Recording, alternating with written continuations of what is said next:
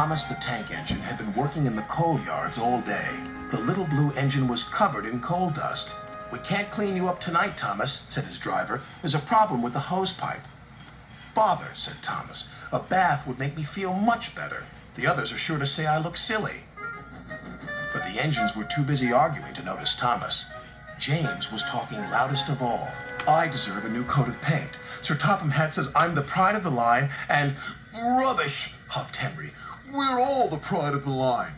"It's been like this all day," confided Percy to Thomas. "James is getting a new coat of paint and won't stop boasting about it." "Why, James? I'm the one who needs a new coat. Look at me." "I'd rather not," retorted James. "You're not a pleasant sight, and wouldn't understand the needs of a really important engine." Thomas was fuming. Next morning, as James was being repainted, Henry had an accident. "If you can't push cars properly, Henry, why not talk to a tree instead? You know how much you like the forest." "As a matter of fact, Bossy Boiler, Sir Topham Hatt is inspecting the island for trees that are too close to the line. He's worried they might cause trouble." "Ha!" laughed James. "If I came upon a tree, I'd just push it aside." "Really?" Henry replied. Soon James was showing off his paintwork. "Make way for an important engine." "You wouldn't feel important if one of those trees crashed on you. You'd feel hurt," reproached Percy. "Rubbish! It wouldn't dare." "You should be careful, James. Trees can be just as powerful as engines," advised Terence. "Oh, please." "Now, excuse me, Sir Topham Hatt needs me to pull the express." And he huffed away.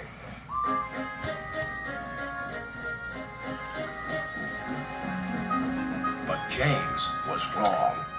"You must go to the yards and collect an important goods train, James.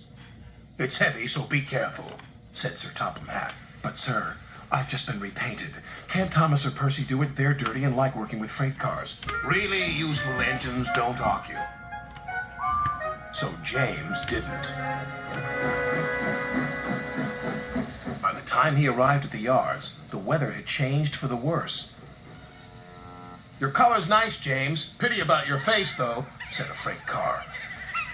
James ignored them and set off.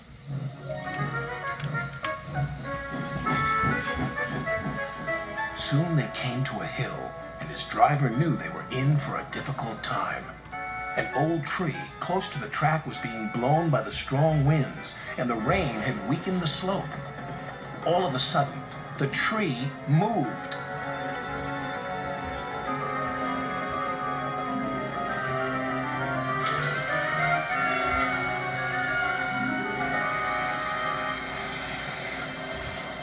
"Oh, help!"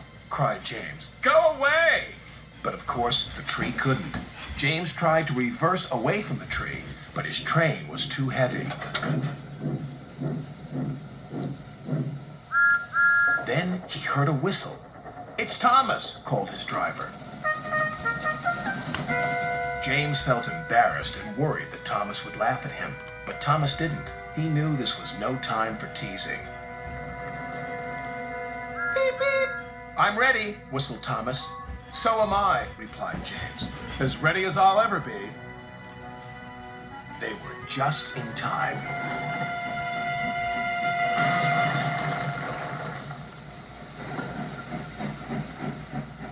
Later, James spoke to Thomas. "Percy and Terence were so right to warn me. Thank you for rescuing me, Thomas."